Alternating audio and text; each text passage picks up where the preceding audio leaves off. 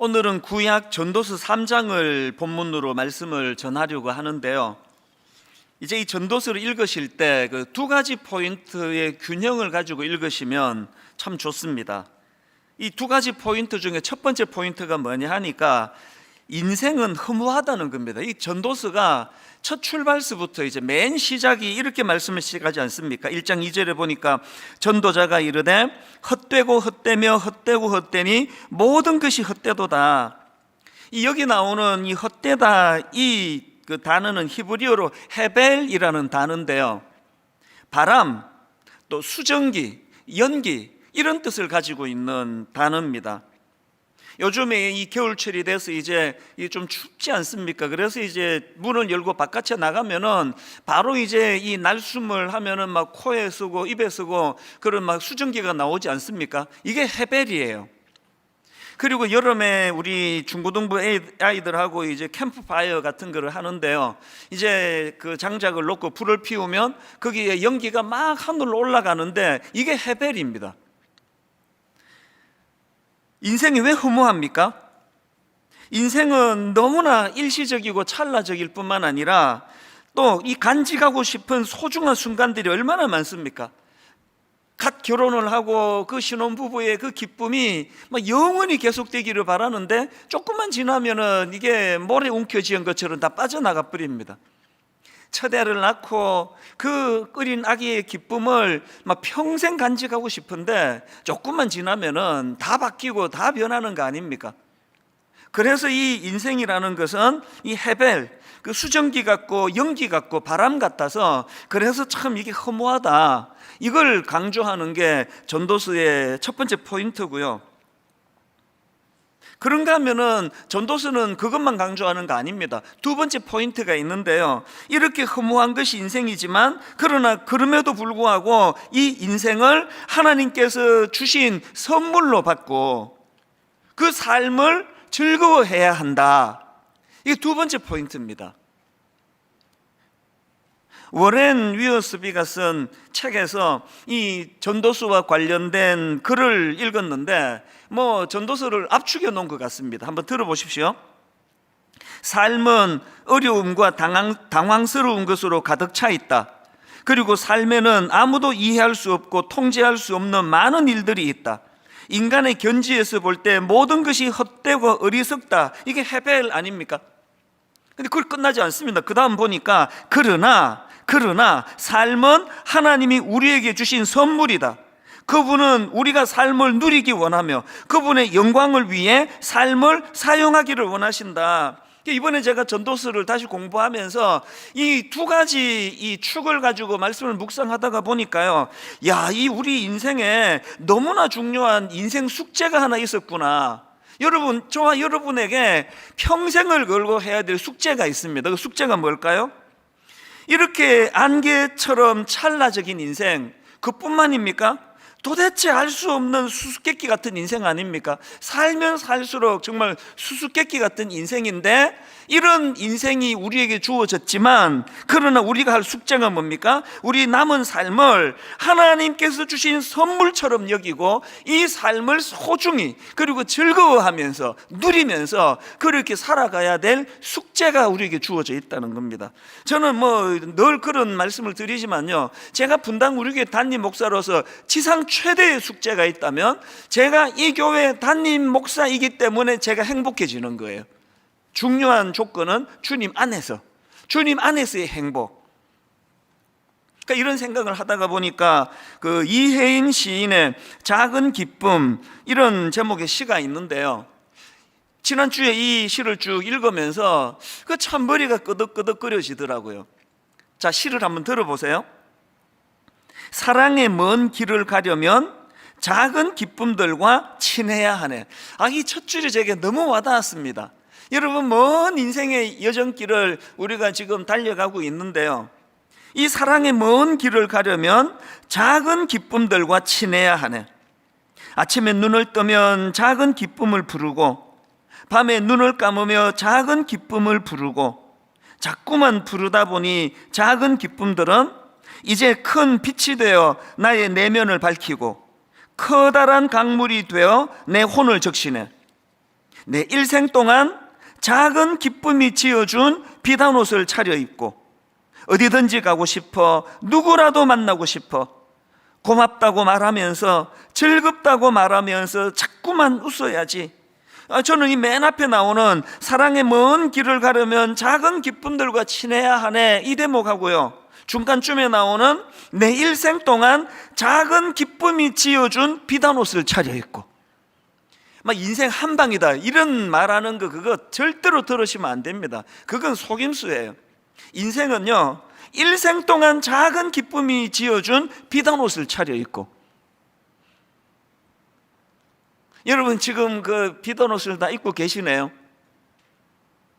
참 인생은 혼미하고 안개와 같고, 그리고 또 이 인생이라는 거 수수께끼처럼 풀 수 없는 많은 것들로 이루어져 있지만, 우리가 가진 숙제가 뭐라고요? 그럼에도 불구하고 이 인생을, 하나밖에 없는 이 인생을 하나님이 주신 선물처럼 생각하고 이것을 소중히 여기고 이것을 기쁨 가운데 누리도록 하는 거, 이게 저와 여러분 남은 인생에 죽을 때까지 해야 되는 숙제라는 걸 기억하시기를 바랍니다. 그래서 이제 이런 생각을 마음에 담고 우리가 어떻게 하면은 이제 정말 이 하나님의 선물 같은 그런 아름다운 인생을 살아갈 수 있을까, 그런 생각을 하다가 오늘 본문에서 우리 인생의 숙제 두 가지를 함께 나누려고 하는데요. 첫 번째 숙제가 뭐냐? 하나님을 인식하고 하나님께 승복하는 이 훈련, 이 숙제를 계속해 나가야 됩니다. 그래야 우리 인생이 너무나 아름다워질 수 있다는 겁니다. 자, 여러분 오늘 이 본문의 흐름을 한번 보세요. 3장 1절에서 먼저 큰 전제를 제시합니다. 범사에 기한이 있고 천하 만사가 다 때가 있나니, 이거 전제예요. 큰 전제가 있고, 그리고 이제 2절부터 8절까지 해서 무려 14쌍의 사례를 제시합니다. 어떤 사례인지 2절 3절만 읽어드릴게요. 날 때가 있고 죽을 때가 있으며, 심을 때가 있고 심은 것을 뽑을 때가 있으며, 죽일 때가 있고 치료할 때가 있으며, 헐 때가 있고 세울 때가 있으며, 이렇게 무려 14쌍의 사례를 제시하고는, 그리고는 11절에 가서 하나님이 모든 것을 지으시되 때를 따라 아름답게 하셨고, 여러분이 흐름을 아시겠죠? 1절에서의 전제가 뭐라 그랬습니까? 범사에 기한이 있고 천하 만사가 다 때가 있다. 그런데 11절에서 그것들이 우연히 일어나는 것이 아니라 하나님의 섭리 가운데에 이것이 진행되는 것이다. 이런 말씀들을 우리가 묵상을 하면서, 여러분 인생은요, 내버려두면 무질서예요. 그 항목들을 보세요. 뭐 기쁜 일이 있었다가 또 울 일이 있었다가 또 금방 좋아졌다가 금방 낙심했다가 막 이 뒤엉켜 있는 게 인생입니다. 그런데 이런 혼미한 우리 인생에 하나님을 개입시키고 나면, 하나님을 인식하고 나면 하나님이 이 무질서한 것들을 정리를 시켜주세요. 콤파스 이야기를 가끔씩 드리지 않습니까? 여러분, 콤파스를 가지고 원을 그리면 너무나 질서정연하게 아름다운 선이 나옵니다. 그 인생의 콤파스 역할을 하시는 분이 하나님이시라는 겁니다. 그런가 하면 또 한 가지, 제가 2절부터 8절까지 반복되는 14상을 보다가 참 흥미로운 생각이 들었는데요, 이 굉장히 재밌는 게 뭐냐, 이 쌍이요, 하나는 내가 바라는 거, 일어났으면 기대되는 거고요, 하나는 내가 바라지 않는 거, 이건 내 인생에 안 일어났으면 좋겠는 거, 이 둘이 짝을 이루면서 쌍을 이루더라는 겁니다. 예를 들어 4절입니다. 울 때가 있고 웃을 때가 있으며, 슬퍼할 때가 있고 춤출 때가 있으며. 우리 모두는 다 웃기를 원해요. 그런데 울 때와 웃을 때를 한 세트로 묶어 놓는데 보니까 우는 게 먼저네요. 여러분, 우리는 모두 다 기쁨의 춤을 추기를 원합니다. 누가 슬퍼하기를 원하느냐고요. 근데 이게 또 슬퍼하는 게 먼저 나오네요. 이렇게 내가 원하는 거, 내가 원하지 않는 거, 이것들이 뒤섞여 있는 것이 인생이라는 겁니다. 그런데 여기서 중요한 게 뭐냐, 이렇게 내가 원하는 거와 원하지 않는 거, 내가 기뻐하는 거와 슬퍼하는 게 뒤섞여 있지만 11절 이 무게중심을 달리해서 다시 읽어드릴게요. 하나님이 모든 것을 지으시되 때를 따라 아름답게 하셨고, 하나님을 인식하고 하나님을 내 인생에 개입을 하면은 너무나 놀라운 게 뭐냐? 13절, 사람마다 먹고 마시는 것과 수고함으로 낙을 누리는 그것이 하나님의 선물인 줄도 또한 알았도다. 뭘 내가 깨달았을까요?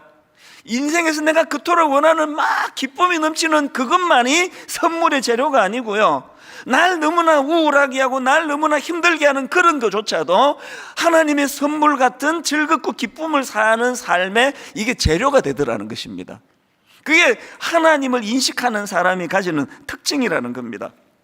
최근에요, 너무나 아름다운 인종 예배를 저는 정말 가슴 설레게 보았는데요, 그 돌아가신 어른은 캐나다에서 목회하시던 조영택 목사님이신데, 이제 국제 코스타에서 함께 이제 목사님을 뵙기도 하고 또 그 자녀들을 제가 알기 때문에 저도 이 목사님을 조금 아는데요, 이 우리나라 연세로 85세 되신 이 어른이 최근에 돌아가셨어요. 그런데 그 임종 예배가 너무나 아름다웠습니다. 이 어른이 이제 오늘 아침에 돌아가셨다고 하면 어제 저녁에 온 자녀 손들이 다 모여가지고, 그리고 먼 지역에 있는 분들은 이제 그 줌이라는 이 도구를 가지고 같이 참여하는데요, 얼마나 아름답게 찬양을 또 오래 하는지 계속 그 아버지는 한가운데 침대에 누워 계시고, 그리고 이제 사모님과 자녀 손들이 함께 그 찬양이 정말 막 너무 가슴 벅차게 아름다운 찬양을 그렇게 여러 곡을 부르더니, 또 이제 각자 돌아가면서 참 하나님 앞에 준비된 말씀을 이제 같이 낭독을 하고요, 그리고 나서는 이제 이런 부탁을 아버지께 드리는 겁니다. 아버지, 우리 자녀들에게 주실 말씀이 있으면 주세요. 그렇게 말씀을 드리니까요, 이제 내일 하나님이 불러가시는 마지막 날 저녁에 그 시간에 예배 가운데 이 아버지가 정말 마지막 유언과 같은 이런 말씀을 남기는데요, 제가 마음이 너무 설렜습니다. 제일 첫 번째로 이 아버지가 주시는 말씀이 이겁니다. 하나님은 나를 지으시고 나를 만드시고 나를 세상 가운데 지켜주심을 꼭 믿고 사시기 바랍니다. 그 자녀 손들에게 이렇게 존대를 쓰시면서 그 전제를 말씀을 주시고는요, 또 한두 마디를 더 주시고, 제 마음에 강하게 인상 지어진 게 뭐냐 하니까 막 소리를 크게 막 하시면서 이런 부탁을 자녀 손들에게 남기는 겁니다. 내가 대장 되려고 하지 맙시다. 내가 대장이 아닙니다. 하나님이 대장이십니다. 대장 노릇 하지 맙시다. 이걸 계속 반복해서 말씀하시는 겁니다. 그 예배가 저에게 너무나 인상적이어 가지고요, 그 목사님의 따님을 제가 알거든요. 여러분도 아실 거예요. 나를 지으신 네가 하나님, 이 찬양을 작사한 분이 그분 따님이세요. 그 조은아 교수님에게 제가 이메일을 보냈습니다. 너무나 아름다운 예배를 제가 드렸는데, 그리고 나서 제가 그 감동으로 이제 메일을 드렸더니 그 조은아 교수가 저한테 답이 왔는데요, 내용 중에 아버지가 남겨주신 말씀들을 몇 가지를 나눕니다. 그러면서 이제 쭉 아버지가 남긴 그 몇 가지를 기록했는데, 역시 이 내용이 들어가더라고요. 나는 평생토록 하나님의 주권을 인정했고 믿었고 온 힘을 다해 하나님께 순종했다. 이게 이 목사님의 그 마음의 중심 아닙니까? 그리고 그 다음 들어보세요. 온전한 회복은 하나님께 돌아갈 때 이루어진다. 서로 세워주며 끝까지 사랑하며 살자. 이게 목사님이 남겨주신 말씀이에요. 그리고 또 사모님께서 전해주시는 말씀에 이런 내용이 있는 겁니다. 이제 막 정신이 혼미하시던 이 목사님이 예배가 시작이 되니까 갑자기 두 손을 높이 들고, 주님, 저는 행복합니다. 그러시고는 이제 더 할 것이 없지, 이제 이 땅에서는 이제는 더 할 것이 없지, 이런 말씀을 하신 뒤에 편안하게 그렇게 삶을 마무리하셨다는 그 내용의 글을 제가 읽으면서 너무 부러운 겁니다. 그래서 소원이 생겼어요. 하나님, 제 마지막이 이 목사님처럼 되기를 원합니다. 살아계실 때는 캐나다에서 늘 그 젊은이들한테 이 마음이 있으셔가지고요, 열정을 다해 젊은이들에게 꿈을 심어주는 일을 행하시고, 이 땅에서의 역할이 다 끝나시니까 아무 미련 없이, 아무 욕심 없이, 아니 세상에 한 인생의 마지막이 두 손 높이 들고, 주님 저는 행복합니다, 이제 더 할 게 없지.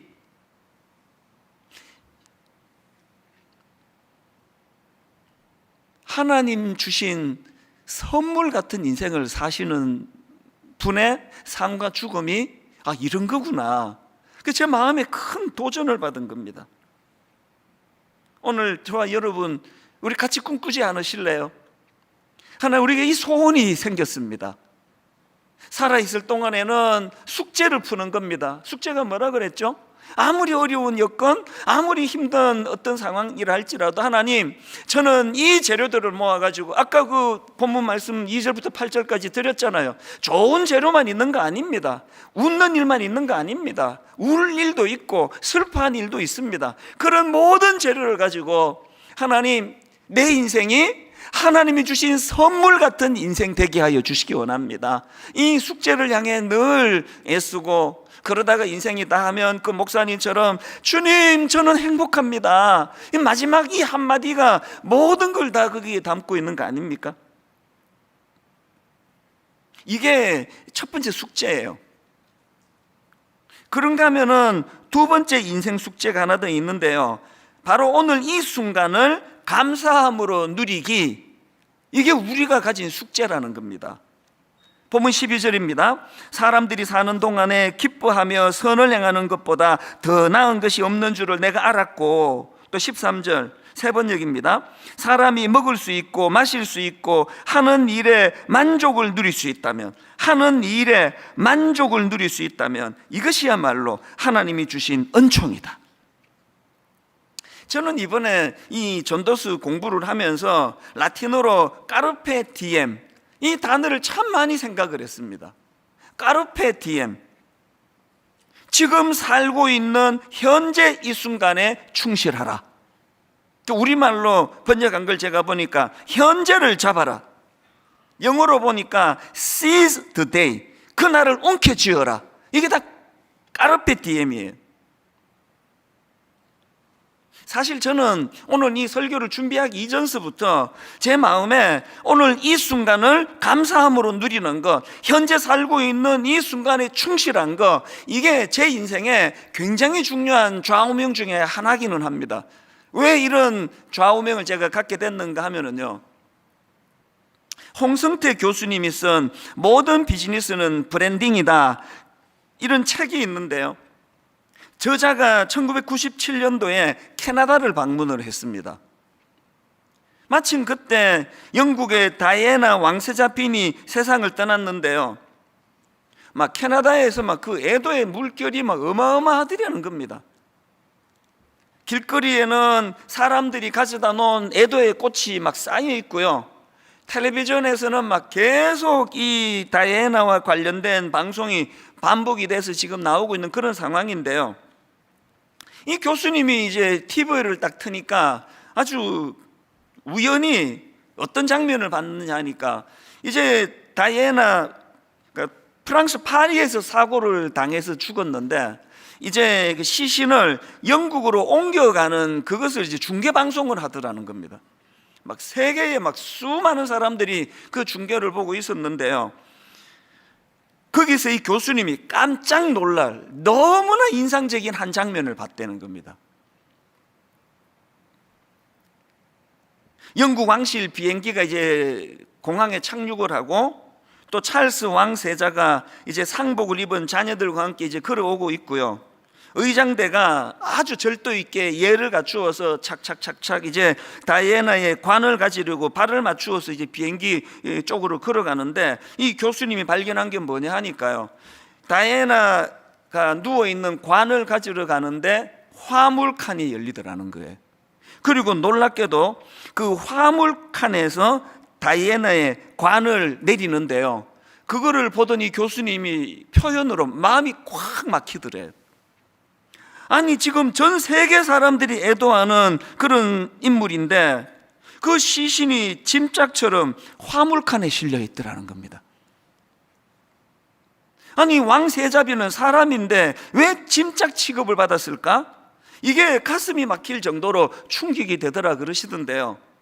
그 교수님이 하는 말이 이 다이애나가 왜 짐짝 취급을 받았는가, 그 직접 한번 들어보세요. 그가 한 말을, 그 교수님이 한 말을. 왜 짐짝 취급을 받았다고요? 간단합니다. 죽었으니까. 육신만 있고 영혼이 없지 않은가? 왕세자빈이 아니라 그 누구라도 영혼이 없으면 사람이 아니라 화물 취급을 받는다. 저는 그 한마디에 저도 또 충격이 되더라고요. 아무리 세계에 영향력을 미친 어떤 사람이라 해도 그가 죽으면, 영혼이 없으면 그 육신은, 그 껍데기는 화물 취급을 받는다. 제가 그 내용의 글을 읽으면서 정말 제 마음에, 하나님, 제가 살아있을 때 하나님, 내 시신이 화물칸에 들어가기 전에, 내가 오늘 호흡할 때 이 하루를 충실히, 까르페 디엠, 오늘에 충실하기 원합니다. 비록 제가 다이애나와 같은 막 세계적으로 유명한 인생은 아니라 할지라도 그저 소박한 한 교회를 담임하는 또 한 가정의 아버지에 불과하지만 여전히 내 인생은 죽은 다이애나 비가 아니라 살아있는 이찬수로 살기를 원합니다. 하나님, 내가 화물칸에 들어가기 전에 너무너무 이 하루를 가치 있게, 의미 있게, 보람 있게 그렇게 살아가기를 원합니다. 이제 12월 달 아닙니까? 올해는 생각지도 못한 코로나19가 연초부터 터져가지고 올 한 해가 다 망가져 버렸잖아요. 다 어긋나 버렸잖아요. 가게 하시는 분, 식당 하시는 분은 말할 것도 없고, 결혼 준비하는 동안에 원래 결혼하기로 한 젊은이들이 얼마나 많은 혼란을 겪었는지 아십니까? 날짜를 막 여러 번 옮겨야만 되고 장소를 옮겨야만 되고. 그래서 이거 내버려 두면은 이 2020년도는 그냥 막 다 망가져버린, 우리 인생에서 잃어버린 그런 날이 될 위험이 있는데, 이런 상황이기 때문에 저는 오늘 여러분들한테 너무나 중요한 한 가지를 선포하려고 합니다. 사실 코로나19가 터지고요, 한 3주, 4주 이런 단위로 지난주 예배 회복 운동에 이르기까지 여러 가지를 우리가 이 코로나19에 대응해 왔는데, 오늘이 종결판입니다. 12월에 들어선 오늘 저는 다시 감사 회복 운동을 선언합니다. 이 감사 회복 운동이 까르페 디엠, 현재를 잡아라, 오늘 이 순간을 충실하게 살아라, 죽은 다이애나가 아니라 살아있는 너 이름 너로 그렇게 살아라고 하시는 하나님의 말씀에 우리가 부응하기 위해서는 이 감사 운동이 회복돼야 된다는 것입니다. 그래서 저는 이제 내일부터 12월 31일 12월 마지막 날까지 하루 3번 감사 운동을 펼칩니다. 이 하루 3번 감사 운동, 첫째가 뭐냐? 아침 감사. 둘째가 뭐냐? 정오, 낮 12시 감사. 셋째가 뭐냐? 저녁 감사예요. 하루 3번 감사 운동 중에 아침 감사는 뭐냐? 눈을 뜨자마자 하루를 감사 고백으로 하루를 시작하자는 겁니다. 여러분, 올 한 해 분당 우리 교회에서 마음의 성구로 선택하고 연초부터 우리가 묵상하는 게 시편 118편 28절 아닙니까? 주는 나의 하나님이시라 내가 주께 감사하리이다. 주는 나의 하나님이시라 내가 주를 높이리이다. 내가 주께 감사하리이다. 내가 주를 높이리이다. 이게 올 한 해 하나님이 우리 교회에 주신 이 한 해에 묵상하고 있는 성구거든요.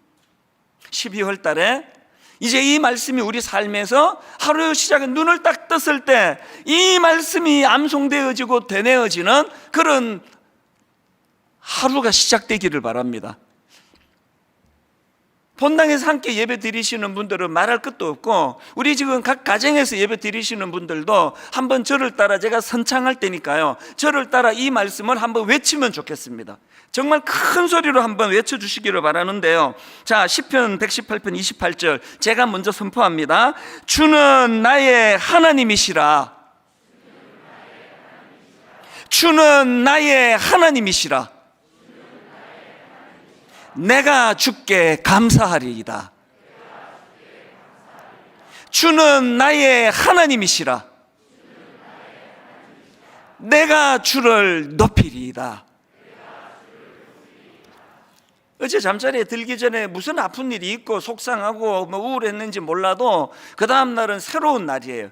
여러분, 아침에 눈을 딱 뜨면서 이 놀라운 말씀을 선포하고 감사함으로 나아가자는 거거든요. 그런가 하면은 정오 감사는, 두 번째 하는 정오 감사는 뭐냐? 매일 낮 12시에요. 이 감사 묵상 카드가 분당 우리 교회 홈페이지에 이제 올라갑니다. 그리고 이제 감사 묵상 카드를 클릭하면은 거기에 우리 성도님들의 다양한 여러 사연과 그런 간증들이 구성된 감사 라디오 사연을 듣는 감사 라디오가 나올 겁니다. 햇살콩 작가 부부가 도와주셔가지고 이 감사 묵상 카드가 참 풍성해졌습니다. 매 낮 12시마다 점심을 드시기 전에 감사 묵상 카드를 가지고 오늘 이 하루의 감사를 점검하는 그런 운동이 두 번째고요. 마지막 세 번째가 저녁 감사가 뭐냐? 153 감사 노트를 하나님 앞에 기록하면서 하루를 마무리하자는 겁니다. 왜 이걸 기록해야 될까요? 아까 말씀드렸잖아요. 인생은 안개라고, 사라져 버린다고. 그렇게 소중하고 아름다운 것들 조금만 지나면 다 없어져 버려요. 기록으로 남기자는 겁니다. 이번에 제가 이 감사 운동의 열기를 회복하기 위해 가지고 이제 이 감사라는 제목의 신간을 냈습니다. 저는 원래 그 감사 제목, 이 책 제목을 막 아주 좀 길게 이렇게 보냈더니 출판사에서 막 목사님 거두절미하고 막 감사로 그냥 나갑시다. 제목을 잘 지은 것 같아요.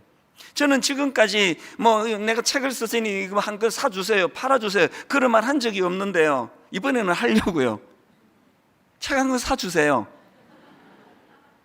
저 밥 한 끼 대접하는 마음으로 이 책 한 권 사주세요.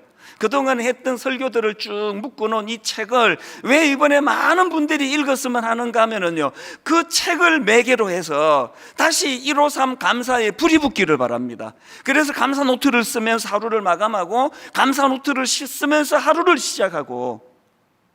왜 153 감사 노트라고요? 왜 153 감사 운동이라고요? 하루 한 번 말씀을 묵상하자는 거예요. 말씀을 바탕으로 한 감사를 하자는 거거든. 하루 5가지를 거기에 노트에다가 감사거리를 적어보자는 겁니다. 1, 5, 3. 내 주변 사람들에게, 내 직장인, 내 가족들에게 하루에 3번 이상 감사를 표현하자는 겁니다. 참 감사합니다. 우리나라 분들이 참 이게 너무 인색해요.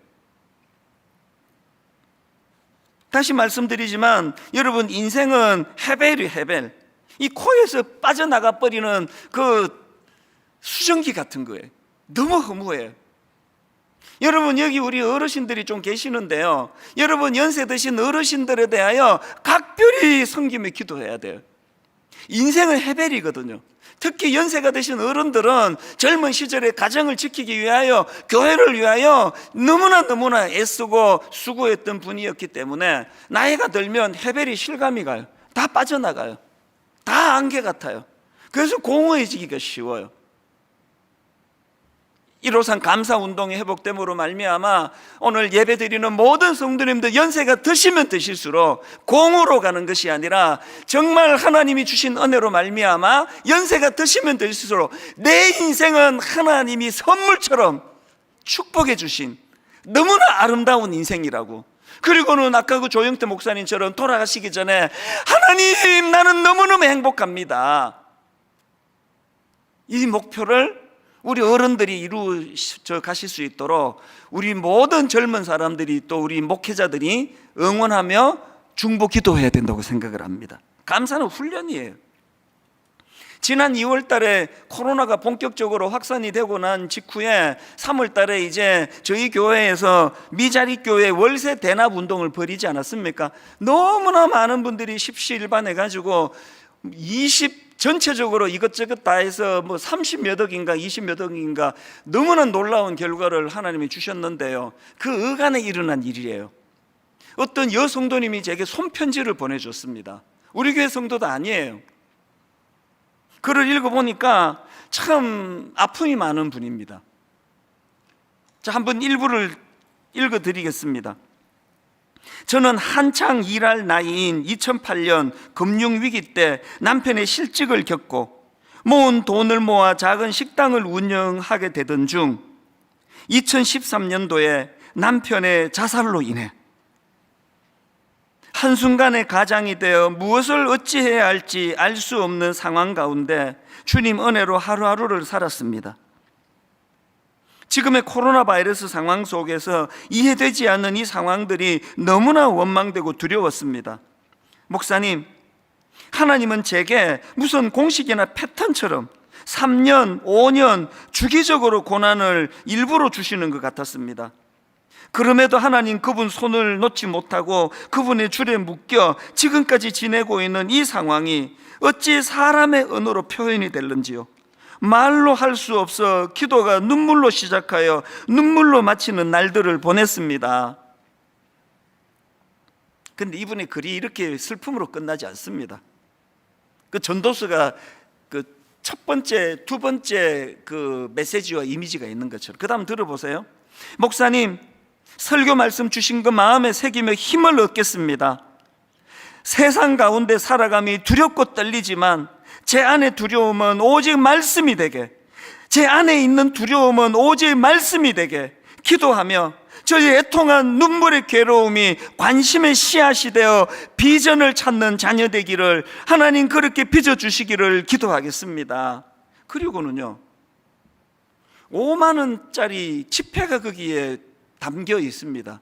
봉투 안에. 무슨 사인인가? 맨 마지막에 내용이 이렇습니다. 목사님, 저는 분당 우리 교회 교인은 아니지만 목사님의 1만 성도 파송 운동과 미자리 교회 월세 대납 운동을 위해 기도하겠습니다. 그러면서 미자리 교회 월세 대납 운동에 써달라고 5만 원권. 지금 이분도 지금 경제적으로 너무너무 어려운 것처럼 읽혀지는데 참 그 가난한 과부의 2렙돈을 너무나 소중히 보시는 그 주님께서 이분의 이 마음을 얼마나 기뻐하실까. 제가 이 편지를 읽는데 한동안 마음이 너무 먹먹한 거예요. 먹먹. 요 근래에 와서 제가 다시 이 내용을 읽어보면서 이분이 지금 숙제를 하고 계시는 거구나. 인생이 좋은 것만 있는 거 아니라 그랬잖아요. 짝을 이루는데 하나는 원하는 거, 하나는 원치 않는 거, 하나는 기쁜 거, 하나는 슬픈 거, 이것들이 계속되는 그 인생길 가운데 이분이 지금 투쟁하고 계시는 거구나. 싸우고 계시는 거구나. 이런 어려운 상황에 무너지지 않으려고 발버둥을 치고 계시는 거구나. 시간이 갈수록 이분이 너무 아름다운 거예요. 감사요법이라는 책이 있는데요, 거기서 저자가 이런 말을 합니다. 감사가 환경을 변화시키지는 못하나, 잘 들어보세요, 감사가 환경을 변화시키지는 못하나 사람의 태도는 변화시킨다. 무슨 뜻일까요? 아까 그냥 막 기분 좋을 때 춤출 때는 막 기뻐 춤을 추다가 슬픈 일이 있으면 우울하고 좌절하고 낙심하고 이런 삶을 살았는데 그 삶에 하나님이 개입되고 나니까 하나님이 인생의 콤파스가 되어 주시니까 혼란이 없는데 왜 없습니까? 이분은 그야말로 뭘 몸부림치는 겁니까? 죽은 다이애나가 아니라 나는 살아있는 하나님의 자녀로 오늘 내게 주어진 이 삶의 재료를 가지고 반드시 나는 내 인생이 하나님의 선물 같은 아름다운 인생이 되도록 만들고야 말 것이다. 저는 오늘 말씀의 결론을 이렇게 맺기 원합니다. 인생의 2가지 숙제 아시겠죠? 늘 내 삶 속에 하나님을 인식하고 하나님께 승복하고 하나님을 내 삶의 콤파스가 되어 주시도록 우리가 그분을 사모하는 것, 이게 첫 번째 숙제예요. 2번째 숙제가 뭐라고요? 오늘 이 순간을, 오늘 이 하루를 감사함으로 누리기를 원합니다. 유야를 막론하고 하나님, 오늘 이 하루도 하나님이 주신 선물이기를 원합니다. 이런 소원을 갖기 위해서는 예레미야가 3장 22절 23절 여호와의 인자와 긍휼이 무궁하심으로 우리가 진멸되지 아니함이니이다. 이것들이 아침마다 새로우니, 이 은혜가 아침마다 새로우니, 이 긍휼하심이 아침마다 새로우니 주의 성실하심이 크시도소이다. 지난주 간증한 거 기억나시나요? 어제까지 아팠거든요. 토요일 저녁 설교 준비가 다 덜 끝났거든요. 이번 설교를 다른 부목사님한테 맡겨야 되나 근심이 있었거든요. 그랬는데 그 다음 아침에 일어났을 때 그 새벽 2시 얼마에 눈이 떠졌을 때 여호와의 인자와 긍휼이 무궁하심으로 우리가 진멸되지 아니미니다. 이것들이 아침마다 새로우니 주의 성실하심이 크시도소이다. 그것이 저를 벅차게 만들었다는 걸 말씀드리지 않았습니까? 여러분, 저와 함께 우리 남은 인생에 서로 힘을 북돋아가면서 이 숙제를 해나가면 좋겠습니다. 기어이 어제의 눈물이 재료가 되어, 어제의 아픔과 한숨이 재료가 되어, 하나님, 그 조형태 목사님처럼 맨 우리 인생의 마지막, 하나님 너무너무 행복합니다, 이 한마디 주님께 올려드리고 이 땅을 소풍길처럼 그렇게 지냈습니다. 고백하고 그렇게 본향 하나님 나라를 주님 품에 안기는 이런 일들이 저와 여러분에게 일어나게 되기를 바랍니다. 일어나게 될 줄로 믿습니다. 그 조형태 목사님 따님이 쓴 그 찬양을 오늘 말씀을 조금 정리하는 곡으로 부르면 좋겠는데요.